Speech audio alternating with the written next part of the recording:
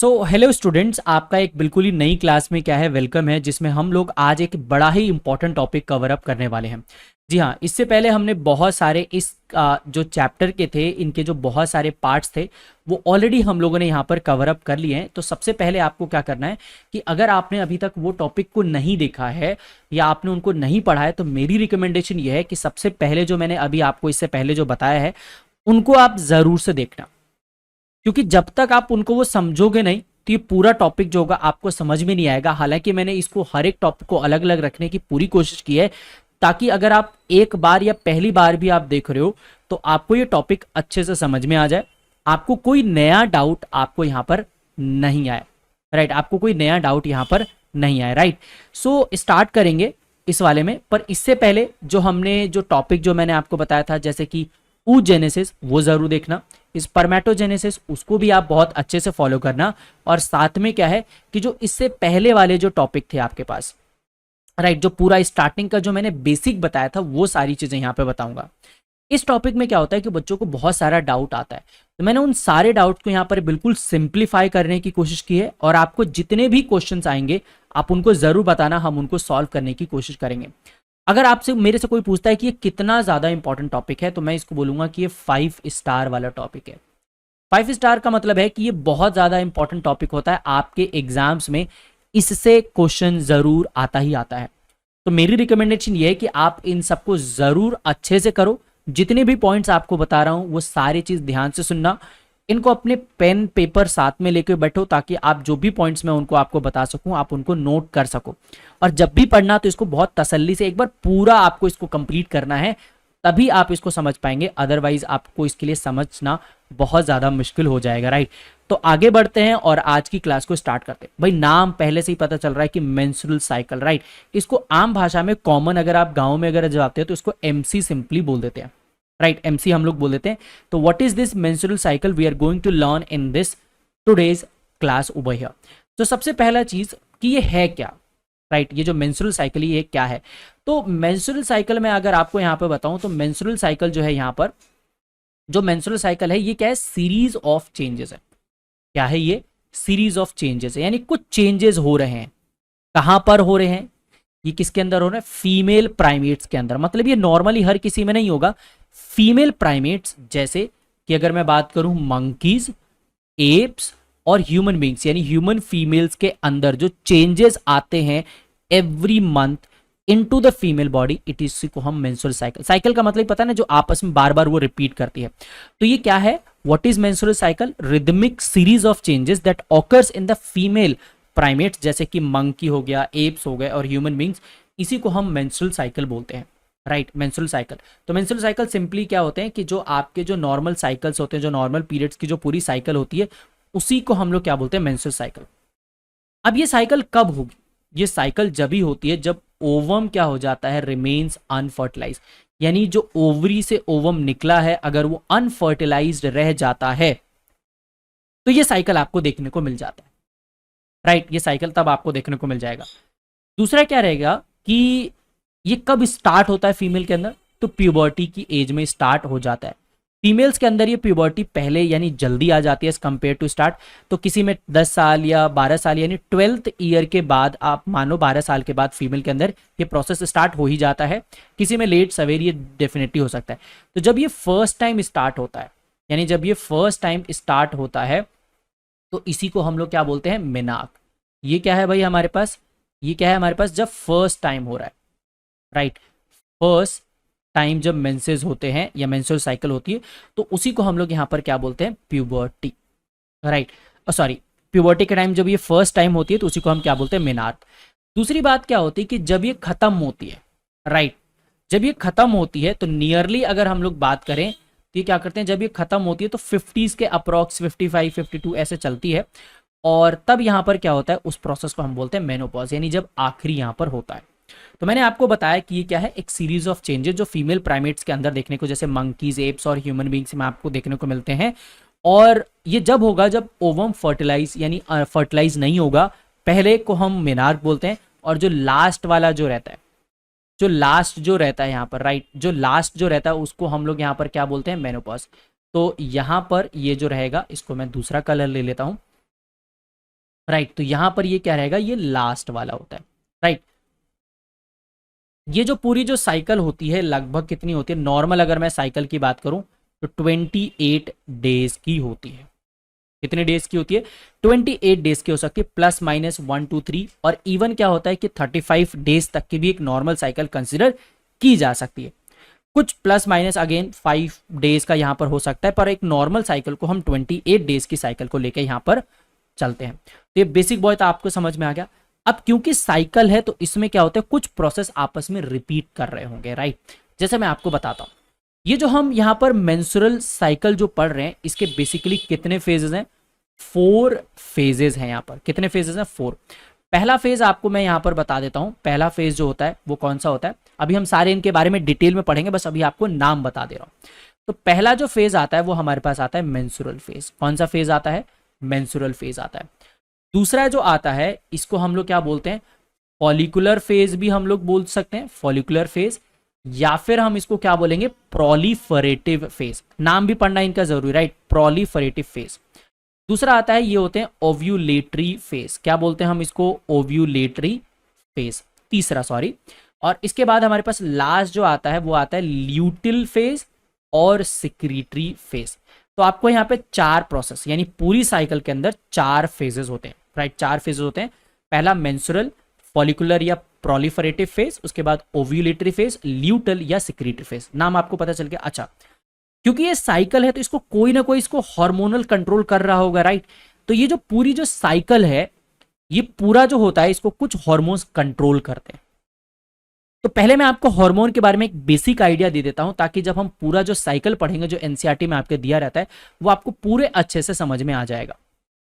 For example कि यहां पर हार्मोन 2 जगह से सिक्रीट होते हैं। अभी आपको चार्ट में अच्छे से बनाऊंगा, आपको बताऊंगा, पर एक बार यहां पर एक बेसिक फंक्शन पढ़ लेते हैं कि इनका काम क्या होता है, ताकि जितने भी मैं आगे आपको पॉइंट्स बताऊंगा वो आपको काफी ज्यादा काम में आएंगे और वो आपको हेल्प भी बहुत ज्यादा यहां पर करने वाले हैं, राइट। तो चलो, तो सबसे पहले क्या होता है कि सबसे पहले यहां पर क्या होता है कि जो होता है हार्मोन जो रिलीज होता है वो रिलीज होता है एंटीरियर पिट्यूटरी ग्लैंड से। मैं एक दूसरा कलर ले लेता हूं ताकि आपको यहां पे समझ में आ जाए। तो यहां पर क्या होता है, पहला जो होता है एंटीरियर पिट्यूटरी ग्लैंड, पता है ना आपको, मास्टर ग्लैंड होता है जो कि क्या करता है, ये सिक्रीट करता है। मास्टर ग्लैंड होता है जो कि ये क्या करता है, चीजों को सिक्रीट करता है। अब ये क्या करेगा, 2 तरह के हार्मोन, पहला आएगा FSH और दूसरा आएगा LH। अब इनका एक जर्नल सा काम समझ लेना क्या होता है। ये जो FSH यानी फॉलिकुलर स्टिमुलेटिंग हार्मोन, देखो अगर फॉलिकुलर स्टिमुलेटिंग का मतलब क्या होता है, किसी को बार बार टोकना कि भाई ये काम कर। तो FSH क्या करता है कि स्टिमुलेट करता है growth of the ovarian follicle. जो ओवरीज में फॉलिकल हो रहे हैं उनको स्टिमुलेट करेगा कि आप बनो अब, जिसके बाद वही फॉलिकल्स बाद में क्या बन जाते हैं, ओवम फॉर्मेशन करते हैं। जब ये फॉलिकल्स बन रहे होते हैं तो ये क्या करते हैं, एस्ट्रोजन का भी सिक्रीशन करवाते हैं। और एस्ट्रोजन का क्या रोल होता है, आप यहां पे देखो, ये जो एस्ट्रोजन होता है ये क्या करता है कि एंडोमेट्रियम की लेयरिंग को प्रोलिफरेट करता है, अच्छे से उसको डेवलप करवाता है। तो यहां पर जो ओवरीज के अंदर, ध्यान रहे, पहला जो है उसको पिट्यूटरी ग्लैंड ने रिलीज किया, और ओवरीज के अंदर 2 रिलीज हो रहे हैं, एस्ट्रोजन एंड प्रोजेस्टेरॉन। तो आप पहले यहां पर ऊपर समझ लो कि जो FSH है, FSH में क्या हो रहा है कि वो फॉलिकल्स, नाम से ही पता चल रहा है ना, फॉलिकल्स को स्टिमुलेट करेगा जिससे वो उनके अंदर डेवलपमेंट हो और वो ओवरी में डेवलप हो।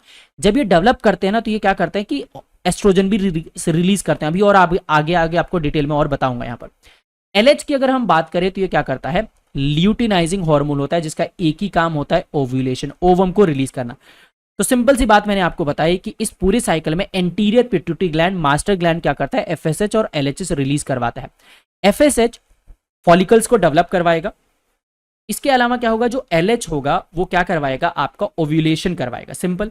अब जो ओवरी है, खुद ओवरी भी कुछ चीजें सिक्रीट कर रही है। पहला है एस्ट्रोजन, और मैंने बताया ना कि एस्ट्रोजन क्या करेगा कि जो एस्ट्रोजन रिलीज होगा वो क्या करवाएगा, एंडोमेट्रियम की लेयरिंग बनाएगा। एंडोमेट्रियम मैंने आपको यहाँ पे बताया था कि क्या होता है, अगर आपने वो वाला वीडियो नहीं देखा तो आप प्लीज उसको जाके देखो और वहां पे समझो कि एंडोमेट्रियम कौन सी लेयरिंग होती है।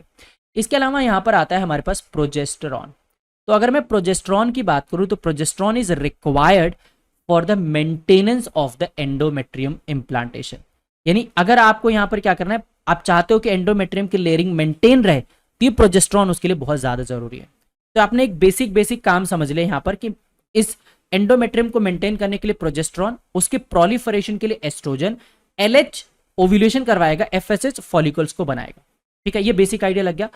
अब आ जाओ कि जो हार्मोन का जो रोल होता है इस पूरी साइकिल में क्या होता है। अब आपको ये आपने डायग्राम बहुत बार देखा होगा, पर मैं आज आपको इसको डायग्राम को इतने अच्छे से आपको यहां पे समझा दूंगा कि अगर आपको कोई डाउट नहीं आएगा। राइट, तो सबसे पहले आप यहां पर हार्मोन का रोल देखना, फिर एक एक फेज के बारे में भी मैं आपको यहां पर डिटेल में बताऊंगा ताकि आपको कोई डाउट यहां पर ना रहे। ठीक है, सबसे पहले कुछ बात देखो, यहां पर आपको नीचे आपको अलग अलग फेजेस हाईलाइट भी कर रखे हैं, मेंसुरेशन, फॉलिकुलर या फिर प्रोलिफरेटिव फेज, ल्यूटल या सिक्रेटिव फेज, और फिर नेक्स्ट साइकिल यहां पर बनेगा। आप बोलोगे कि भाई ओव्यूलेशन वाला कहां है, तो ओव्यूलेशन वाला आपको यहां पर देखने को मिल जाएगा, तीसरा फेज। ठीक है, चलो तब कुछ इंपॉर्टेंट बातें आपको बता देता हूं। सबसे पहला, ये जो एफएसएच और एलएच है, अभी मैंने आपको बताया कि कौन सिक्रीट करता है, ये एंटीरियर पिट्यूटरी ग्लैंड, एफएसएच और एलएच। यानी यहां पे देखो आपने, हमने यहां पे मेंशन भी किया हुआ है कि यहां पर क्या होता है, पिट्यूटरी जो रिलीज कर रहा है। Right, pituitary. अब ये जो एफएसएच है, ये जो एफएसएच है आपको यहां पे दिखाई दे रहा है, ये मैंने आपको वहां पे भी बताया कि इसका काम क्या होता है कि फॉलिकल्स का डेवलपमेंट कराना। यानी FSH stimulates the growth of the ovarian follicle, जो ओवरीज में फॉलिकल बन रहे हैं उसकी डेवलपमेंट कराएगा। आप देख सकते हो कि फॉलिकल्स अब यहां पर क्या हो रहे हैं कि वो डेवलप करना शुरू कर रहे हैं। राइट, सो एफएसएच क्या करेगा कि ओवेरियन फॉलिकल्स को क्या करेगा, स्टिमुलेट करेगा, जो कि रिलीज करेंगे एस्ट्रोजन। राइट, सो मैं आपको यहां पे दोबारा से एक बार समझाता हूं। देखो मैंने क्या बोला कि पिट्यूटरी ग्लैंड एफएसएच और एलएच रिलीज करेगा। ये एफएसएच इनको क्या कर रहा है कि यहां पे देखो इस चीज का डेवलपमेंट, वो फॉलिकल्स का डेवलपमेंट करा रहा है। क्या करवा रहा है ये, फॉलिकल्स। देखो तो आप यहां पर फॉलिकल्स जो हो रहे हैं वो अच्छे से डेवलप हो रहे हैं। राइट, ये जो फॉलिकल्स हैं जो डेवलप हो रहे हैं, ये क्या रिलीज करते हैं, एस्ट्रोजन। आप देखो क्या रिलीज कर रहे हैं ये, एस्ट्रोजन। जो फॉलिकल्स डेवलप हो रहे हैं, जिसको एफएसएच ने बोला कि आप बनो, वो क्या करेगा कि एस्ट्रोजन, ये जो फॉलिकल्स हैं ये एस्ट्रोजन रिलीज करेंगे। कहां पर, ओवरीज के अंदर, यानी ये ओवेरियन हार्मोन है।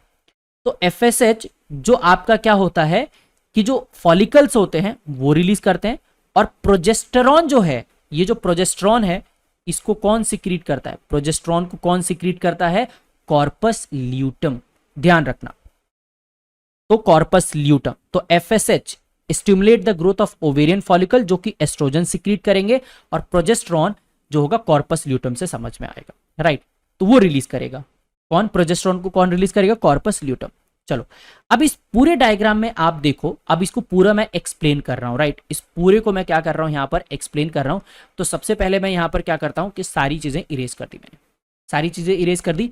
अब इनको जरा एक एक करके समझना यहां पे सारी चीजें। अब आप ध्यान से देखना कि क्या हो रहा है एक्चुअली में यहां पर। राइट, तो यहां पर क्या हो रहा है कि जैसे अगर हम डायग्राम में देखेंगे तो एफएसएच और एलएच ग्रेजुअली इंक्रीज कर रहे हैं फॉलिकुलर फेज में। अच्छा, इससे पहले मैं आपको अभी यहां पर बता दूं कि थोड़ा सा जो आपने पहले नहीं पढ़ा, ये बोल रहे हैं कि भाई मेंसुरेशन फेज क्या है, आप तो सीधा फॉलिकुलर फेज से स्टार्ट कर रहे हो। देखो ये वो पीरियड है जो 1 से 3 से मतलब क्या रहेगा, 3 से 5 दिन तक रहता है, जिसमें ब्लीडिंग फेज हो चुका है, ब्लीडिंग फेज हो चुका है। ध्यान रहे, अभी सिर्फ हार्मोन वाला पार्ट बता रहा हूं आपको, बाकी सारी चीजें अभी आपको एक एक करके सारी चीजें दोबारा बता दूंगा। पहले सिर्फ मैं हार्मोन वाला पार्ट कवर अप कर रहा हूं, और साथ में क्या क्या साथ में हो रहा है, फिर एक एक साइकिल में क्या क्या चीजें होंगी वो भी सारी चीजें आपको यहां पे बता दूंगा। राइट, तो सबसे पहले क्या हो रहा है कि देखो कि जो एफएसएच है और एलएच का जो लेवल है वो ग्रेजुअली फॉलिकुलर फेज में इंक्रीज हो रहा है। अब आप सोचोगे कि भाई इसके तो दो नाम थे ना, फॉलिकुलर फेज और प्रोलिफरेटिव फेज। अब देखो ये क्या करेंगे, सुनो। अभी क्या होगा कि फॉलिकुलर फेज में, फॉलिकुलर फेज इसलिए बोला है क्योंकि फॉलिकल्स डेवलप हो रहे हैं। प्रोलिफरेटिव फेज क्यों, क्योंकि ये जो एफएसएच और एलएच रिलीज हुए हैं ये क्या करते हैं, एस्ट्रोजन भी तो रिलीज करते हैं। मैंने आपको बताया कि ये जैसे जैसे बढ़ेंगे एस्ट्रोजन रिलीज करेंगे। So they stimulate the development of the follicles and estrogen release करवा देंगे उनके अंदर से। अब ये जो एस्ट्रोजन है, आप देखोगे कि ये जो एस्ट्रोजन यहां पर है वो क्या कर रहा है कि जो एंडोमेट्रियम की लेयरिंग है इसको बना रहा है। एंडोमेट्रियम की लेयरिंग जो हो रही है वो यहां पर बन रही है। तो प्रोलिफरेशन हो रहा है एंडोमेट्रियम लेयरिंग का। तो इसमें दो काम हो रहे हैं ना, कि फॉलिकल्स डेवलप हो रहे हैं, और प्रोलिफरेशन क्या हो रहा है कि जो एंडोमेट्रियम की लेयरिंग वो बढ़ रही है, प्रोलिफरेट हो रही, राइट, प्रोलिफरेट हो रही है यहां पर। अब इसके बाद क्या होगा कि आप ध्यान से देखो, ये जो लेवल है LH और FSH का वो क्या होगा, साइकिल के बीच में इंक्रीज कर जाता है। आप देखो यहां पर कि यहां पर क्या हो रहा है कि बिल्कुल ही यहां पर इंक्रीज हो गए, राइट। तो इसको हम क्या बोलते हैं, सडन सर्ज, यानी अचानक से बहुत ज्यादा ये बढ़ जाएगा। सो देर इज अ सर्ज, यानी the level of the FSH और LH बढ़ जाएगा in the middle of cycle. और ये जो LH आपका जो था यहां पर, ये जो आपका LH था, ये जो LH था, right, let me take the highlighter, right. तो जो LH था आपका यहां पर, ये वाला जो हार्मोन था, अब ये क्या करवा देगा, ओव्यूलेशन करवा देगा। आप देखो यहां पर क्या हो गया, यहां पर ओव्यूलेशन इसने करवा दिया। हार्मोनल की बात कर रहे हैं सिर्फ। तो FSH और LH का लेवल बढ़ा, LH सर्ज हुआ, जिसकी वजह से क्या हो गया, ओव्यूलेशन हो गया यहां पर, राइट, ओव्यूलेशन हो गया।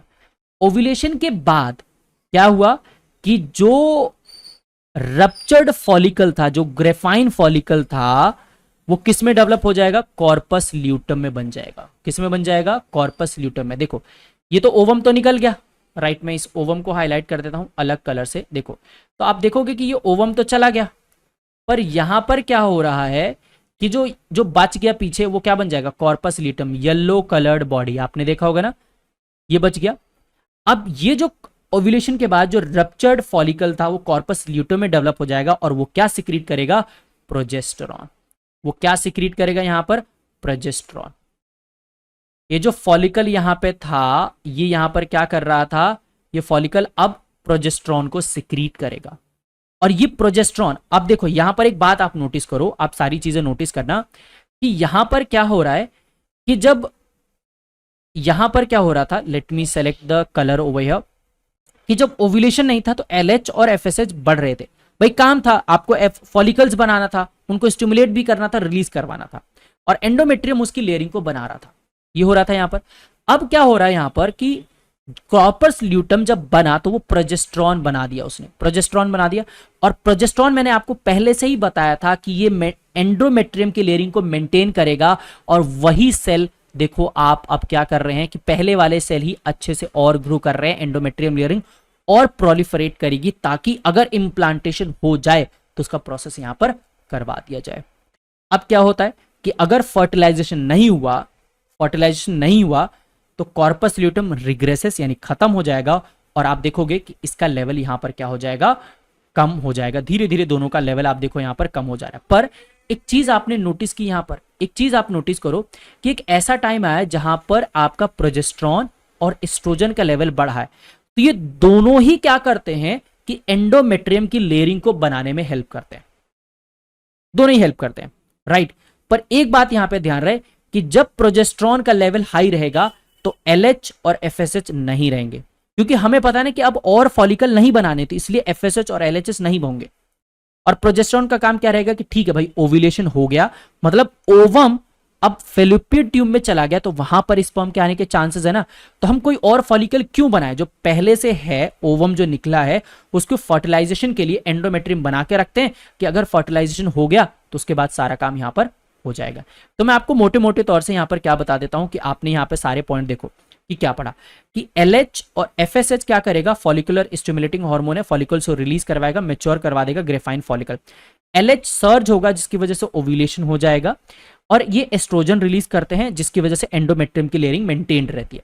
इसके अलावा क्या रहता है कि जब खत्म हो जाएगा ओव्यूलेशन, तो ओव्यूलेशन के बाद प्रोजेस्टेरॉन का लेवल बढ़ जाता है और LH और FSH का लेवल कम हो जाता है, क्योंकि अब आपको और क्या करना है, ओव्यूलेशन नहीं करवाना, कोई फॉलिकल्स नहीं बनवाना है, इस वजह से यहां पर रह जाएगा यहां पर, राइट। तो ये हो गया। अब इसके बाद क्या होगा कि आगे मैंने यहां पर बोला कि अगर फर्टिलाइजेशन नहीं होता कॉर्पस ल्यूटम रिग्रेस हो जाएगा और प्रोजेस्टेरॉन का लेवल डिक्रीज हो जाएगा।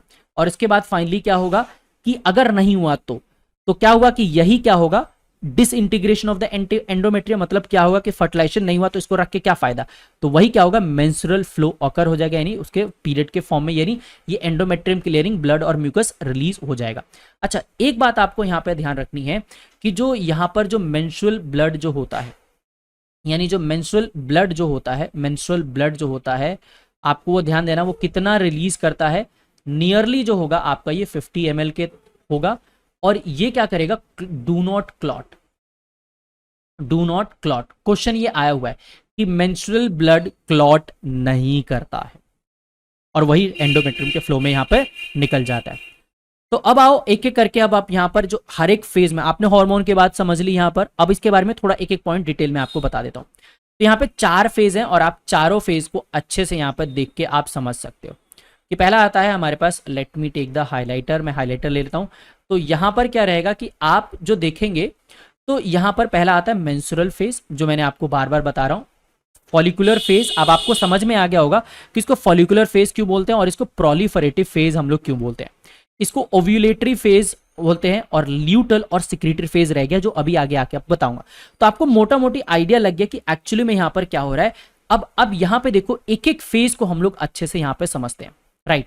अब देखो, अब पहला फेज समझ रहे हैं हम लोग, मेंस्ट्रुअल फेज।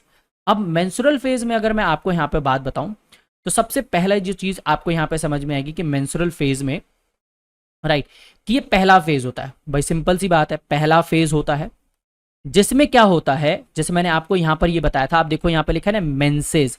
मेंसेस का मतलब क्या होता है कि यूट्रस की लाइनिंग शेड होती है और ब्लड के फॉर्म में आ जाती है।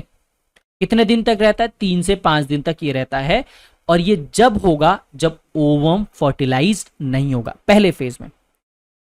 और ये देखो, ये कहानी इस तरीके से है कि लास्ट वाला फेज खत्म हुआ और ये स्टार्ट हो रहा है, तो उस टाइम बिल्कुल बात है भाई कि प्रोजेस्टेरॉन का लेवल बिल्कुल ही कम होगा। और इसमें क्या होगा कि कॉर्पस ल्यूटम पूरी तरीके से डीजनरेट हो चुका होगा लास्ट वाली साइकिल का, क्योंकि यहां पर ब्लड का फ्लो हुआ। तो पहले फेज में आपको ये सारी चीजें हो रही हैं। पहला फेज है, यूट्रस की लाइनिंग शेड होती है, as a blood comes out होता है। और मैंने आपको बताया था कि 50 ml हो सकता है, वो ब्लड क्लॉट नहीं करता है। 3 से 5 दिन तक ये साइकिल चलती है यहां पर, और ओवम इज नॉट फर्टिलाइज्ड। अगर ये कब होगा, जब ओवम फर्टिलाइज नहीं होगा। अब आता है हमारे पास दूसरा फेज, फॉलिकुलर फेज या फिर प्रोलिफरेटिव फेज। ये कौन सा फेज होता है भाई, सेकंड फेज होता है। सेकंड फेज होता है, आप यहां पर मेंशन कर सकते हो। लगभग ये क्या रहता है, 10 से 14 दिन का ये साइकिल रहता है यहां पर, राइट। और इसमें क्या रहता है कि एंडोमेट्रियम जो होता है रीजनरेट थ्रू द प्रोफिलेशन। जो भाई मेंसेस के बाद जो पूरी लेयर हट गई थी यहां पर, अब क्या होगा, वो लेयर देखो आप दोबारा से यहां पर क्या हो रही है, बनना शुरू हो रही है। ये लेयर यहां पर दोबारा से क्या हो रही है, बनना शुरू हो रही है, राइट। यहां तक है, राइट, यहां तक है, आप मान के चलना। और इसमें क्या होता है कि एफएसएच और एलएच लेवल का जो इंक्रीज हो जाता है, जैसे आप देखो कि एफएसएच और एलएच जो है यहां पर क्या हो रहे हैं, इंक्रीज कर रहे हैं, जो क्या करेंगे, एस्ट्रोजन सिक्रीट करेंगे फ्रॉम द फॉलिकल्स। और जो प्राइमरी फॉलिकल रहेगा वो इस फेज में क्या होगा, प्राइमरी फॉलिकल अब ग्रेफाइन फॉलिकल में बन चुका है, पूरी तरीके से वो तैयार है। जैसे कि आप देखो, मैच्योर फॉलिकल, ग्रेफाइन फॉलिकल यहां पर क्या है, बिल्कुल बनकर तैयार है रिलीज होने के लिए।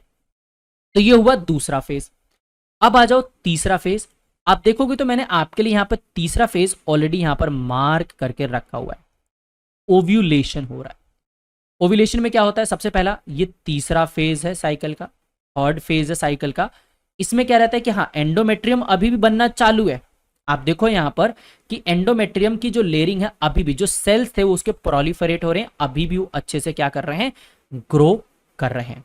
और जिस दिन 14th डे आएगा, जैसे ही 14th डे आता है, उस दिन एलएच सर्ज हो जाता है, यानी एलएच हाईएस्ट अपने पीक पर होता है, जिसकी वजह से क्या हो जाता है, ओव्यूलेशन। और ग्रेफाइन फॉलिकल जो रप्चर हो जाएगा और ओवम रिलीज हो जाएगा। अब ओवम जो रिलीज होगा वो फेलोपियन ट्यूब की तरफ आगे बढ़ जाएगा। और इस दौरान मैंने हार्मोन के रोल क्या क्या थे वो आपको सारी चीजें पहले ही मैंने यहां पर आपको बता दी थी। अब नेक्स्ट और लास्ट फेज आता है ल्यूटल फेज और सिक्रीटरी फेज। ध्यान से सुनना जो बातें आपको यहां पर बताऊंगा। तो सबसे इंपॉर्टेंट बात जो आपको यहां पर ये ध्यान रखनी है कि ये चौथा फेज है, यानी आखिरी फेज होता है।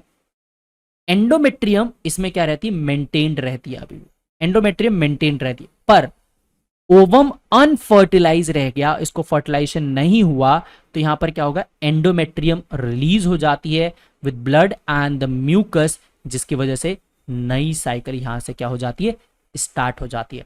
ये जो साइकिल रहती है वो जो चलती है वो ल्यूटल फेज और सेक्रेटरी फेज, यहाँ पर कितना आता है 14 डेज का ये फिक्स साइकिल होता है। इसमें क्या रहता है कि secretion of progesterone and estrogen होता है यहाँ पर, जो मेंटेन करके रखते हैं। और इस साइकिल के एंड में अगर नहीं होता है तो क्या होता है, ये पूरा फेज जो होता है वो खत्म हो जाता है। और क्या होता है, जो ग्रेफाइन फॉलिकल जो होता है वो क्या हो जाता है, ग्रेफाइन फॉलिकल जो ट्रांसफॉर्म हो जाता है कॉर्पस ल्यूटम में। क्या हो जाता है, कॉर्पस ल्यूटम में यहां पर हो जाता है। अब एक चीज आप ध्यान से देखो कि दो चीजें इसमें अलग अलग है, कि ओव्यूलेशन अलग है, यानी 14th डे पर अगर ओवम रिलीज हो रहा है तो उस टाइम अगर कोई स्पर्म सेम टाइम पर ट्रांसफर हो जाता है तो उस टाइम प्रेगनेंसी के चांसेस अलग हो जाते हैं। राइट, प्रेगनेंसी के चांसेस क्या हो जाते हैं, बढ़ जाते हैं, मतलब उस टाइम बढ़ जाते हैं यहां पर। राइट, तो ये सारे थे हमारे पास चारों फेज के बारे में, और मैंने एक एक फेज आपको अच्छे से यहां पर बताया। राइट, अब कुछ दो बातें जो इंपॉर्टेंट है उनको आपको ध्यान रखना है कि अगर ओवम फर्टिलाइज नहीं होता, मतलब if the ovum gets fertilize, sorry, कि अगर ओवम फर्टिलाइज हो जाता है तो एंडोमेट्रियम को प्रोजेस्टेरॉन बना के रखता है। क्यों, क्योंकि ये जरूरी होता है इम्प्लांटेशन के लिए और प्रेगनेंसी के अदर इवेंट्स के लिए। राइट, और प्रेगनेंसी के दौरान क्या होता है कि जो भी मेंस्ट्रुअल साइकिल होती है वो पूरी तरीके से स्टॉप हो जाती है और आगे के चेंजेस यहां पर स्टार्ट होते हैं। राइट, सो ड्यूरिंग प्रेगनेंसी क्या होता है कि ये सारे इवेंट्स जो होते हैं वो क्या हो जाते हैं, स्टॉप हो जाते हैं। और यहां पर क्या होता है कि आगे के प्रोसेस यहाँ पर फर्दर होते हैं, जैसे कि इसके अलावा इम्प्लांटेशन हो गया, फिर पार्ट्यूरेशन हो गया, पूरा उसका मेंटेनेंस कैसा होगा वो। तो जो अगली क्लास होगी हमारी, हम उसी के बारे में यहाँ पर डिटेल में पढ़ेंगे कि कैसे इम्प्लांटेशन हुआ, फिर कैसे एम्ब्रियो का डेवलपमेंट हो रहा है, क्या क्या प्रोसेस हो रहे हैं, वो सारी चीजें मैं आपको यहाँ पर बताऊंगा। और क्या होगा उसमें कि पार्ट्यूरेशन का प्रोसेस भी हम लोग यहाँ पर कंप्लीट कर देंगे। राइट, तो ये सारी चीजें मैंने आपको यहाँ पर बताई। कोई डाउट आता है जरूर बताना, उसको हम सॉल्व करने की कोशिश जरूर करेंगे। तो जो भी मैंने आपको बात बताई स्टार्टिंग से लेकर एंड तक जरूर देखना, अदरवाइज यहां पर आपको क्या हो सकता है कि आप कुछ छोटे छोटे पॉइंट जो आप लोगों को नहीं समझ में आते हैं वो इस दौरान मिस हो सकते हैं। राइट, तो आगे बढ़ते हैं और यहां पर हम लोग इसको और अच्छे से समझते हैं। पर यस, अगर आपने हमें फॉलो नहीं किया तो आप हमें क्या कर सकते हैं कि यूट्यूब पर, इंस्टाग्राम, टेलीग्राम और फेसबुक पर आप हमें फॉलो कर सकते हैं, जहां पर हम आपको इसी तरीके के और इंटरेस्टिंग से वीडियो मैं आपके लिए बनाता रहूंगा। सो आज की क्लास हमारी यहीं तक। नेक्स्ट क्लास में मैं आपको एक और इंपॉर्टेंट टॉपिक के साथ मिलूंगा और उनको भी आपको जरूर देखना है और सारी की सारी चीजें आपको जरूर से फॉलो करनी है और इनको लगातार पढ़ते रहना है। So take care and have a good day everyone.